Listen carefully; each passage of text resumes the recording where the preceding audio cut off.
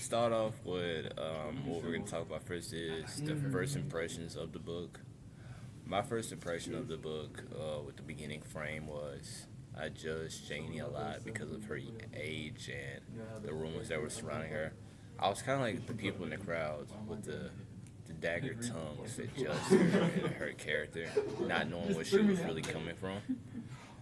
And so at the beginning of the book, I thought, wow, she's kind of a weird person for dating someone so young, judging her circumstances, and like I was just being a very judgmental person, which is not okay. What did you feel about the beginning of the book? My first impressions was very similar to yours. I definitely judged a lot. It wasn't just about Janie; it was about the book in general, like the writing style of the book. Being in like some sort of southern accent, it was hard to understand. I didn't like it. It kept that. I kind of kept that feeling throughout the book. It was just hard to read, but I think now that I finished it, it was. I kind of liked it. Yeah, like he was saying about the word choice and kind of the rural southern style of language.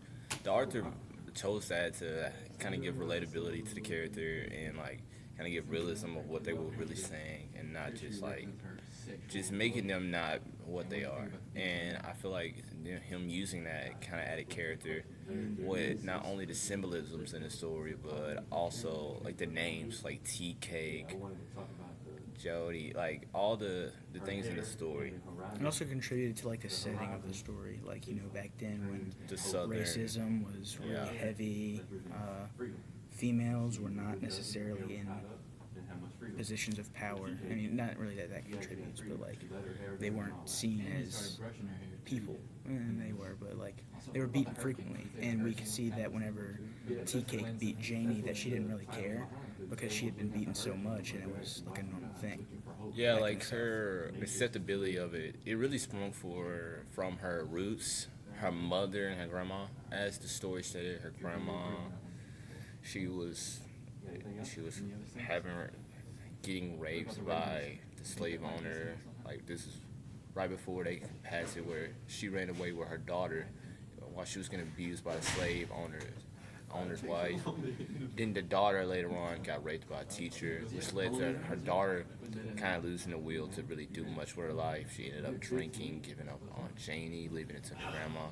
And then grandma being through these situations with all these men and all the struggle of the black woman, like the hardship of her as they relate them to a mule. She had expectations of her granddaughter to have a so-called successful life of this marriage, but the marriage she was dreaming of isn't really a marriage. It's more of a beneficial relationship where you give up all your free will but get a stable lifestyle. And that did not work out in most of her, any of her relationships. Logan, it was a hate relationship. Logan didn't like Janie. Janie didn't like Logan. Logan used her for work, and Janie eventually found out she had no freedom and left him.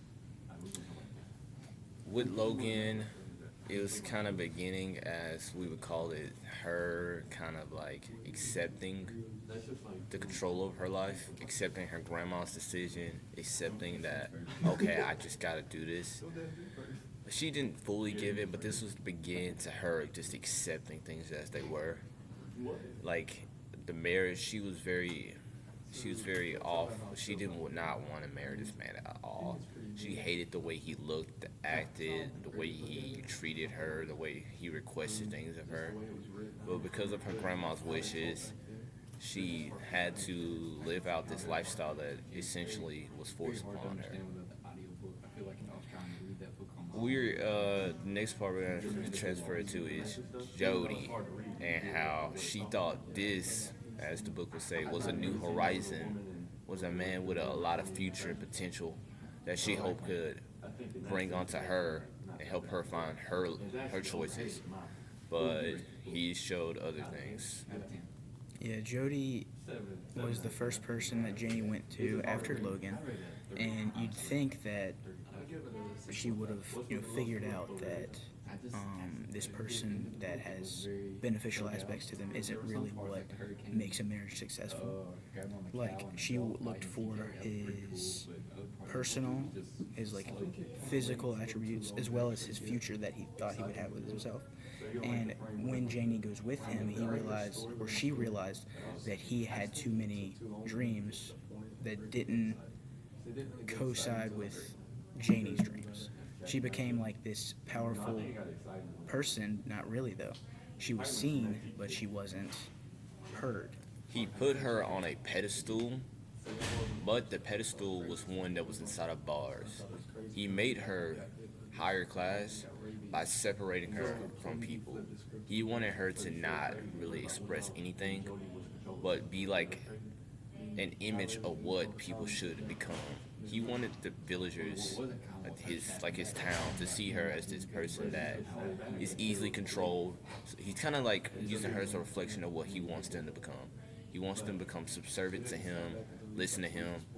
He wants the village to reflect what he's doing to his wife. He just wants to be the leader, controlling. And his controlling aspects were shown early in the book with him becoming the mayor, his business deals. Janie saw this as, wow, he's doing amazing. He's going to set us up for life. We're going to live so happily. Little did she know he was really just falling to the greed of control and power. And then, after the death of them and her finally kind of finding out who she is and that she doesn't want to be controlled, she spoke out more. She was happier. She met Tea Cake. Tea Cake was the third person that she got with. One would say suitor. She went to Tea Cake very cautiously because of her previous experiences with men, and Tea Cake was the last one that we know of through the book. Jody was a physically attractive man that had big dreams. Logan was a not attractive man with no dreams. They all had money. Tea Cake didn't have money, but he did later because, gambling and whatnot. Anyways, Tea Cake was, you could say he was the underdog. He really didn't have anything for him other than the fact that he could make Janie laugh in the store. Even though Janie felt that Tea Cake would be wrong for him, she ended up getting with him because of the things that he did. Like, whenever Tea Cake found out that Janie had money, he literally told her that she would never have to touch it. She never would, because he would provide for her. And I think that was like one of the leading factors that realized Janie would be loved by Tea Cake. I think Tea Cake had kind of it was a very loving relationship, but he showed his dark sides too. Tea Cake with it was kind of a very physical, reliant relationship. Him being young and all, he couldn't really provide anything financially, wisdomly. I guess he gave her comfort. He made her feel young again. And he even beat her once just to show out and show that this is my woman, this is my wife. But she still loved him because she felt that she understood the beating, and the love was there so much that she didn't really care. And Tea Cake was a very ambitious. He wasn't very ambitious. He was a very ignorant man of his situations. With the tornado situation coming and everyone leaving, it was a hurricane. My fault. The natives leaving. They see them all leaving. She's on the porch. Hey, where are y'all going? Oh, we're going to leave because of the bad hurricane. He's like, Tea Cake and Motorboat, they stay in this treacherous situation.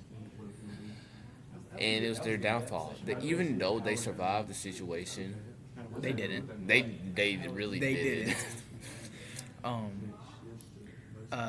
I think the whole hurricane part was very interesting to the story. It kind of came out of nowhere. Like, you wouldn't have expected that type of disaster to occur, because it's really just about Janie and her independence growing over her life.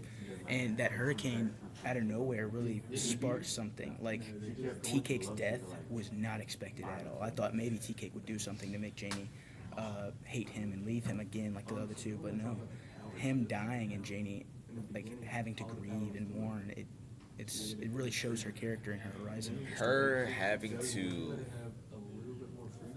kill him because of the rabies. That was a very big surprise to me.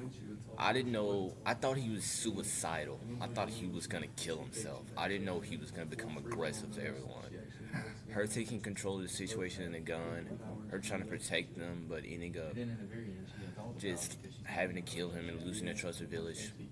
It made her realize more that Tea Cake was a free man and she wants to continue on his will. So her leaving and returning was not like her giving up.